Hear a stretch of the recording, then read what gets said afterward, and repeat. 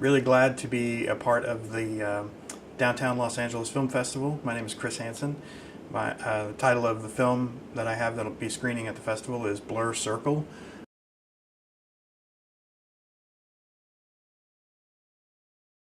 Blur Circle is a movie about a woman named Jill whose son disappeared 2 years ago, and she's still dealing with the grief and the pain and the endless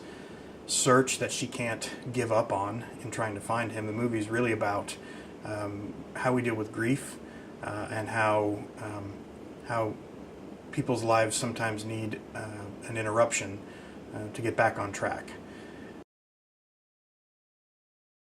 It was inspired by, ultimately,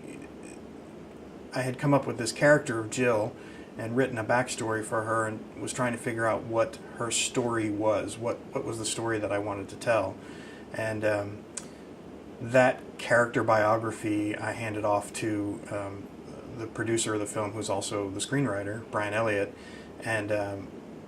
he came up with the outline and the ideas for what would eventually become the script that he wrote. And so we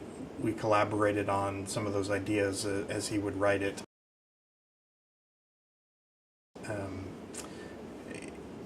I think the greatest obstacle in completing this film, and this is probably true of a lot of independent films, is that the scope of what we were trying to do in terms of locations and in terms of some of the larger, what you might call stunt work, was probably outside of what our budget enabled us to do. So it took some planning and some luck, but we were able to do a lot of what we intended, sometimes even better than how we intended it. It turned out, the vision I had for the film really came out quite the way I intended. I mean, no film ever comes out exactly the way the director sees it in his or her head, but this was as close as possible. But really better in some ways than I anticipated because of the collaboration with our cinematographer Aaron Youngblood, who brought a lot of movement and energy to the film that wasn't necessarily in my original vision, but ultimately ended up making the film better for it. I think that filmmakers often think, well, the director is the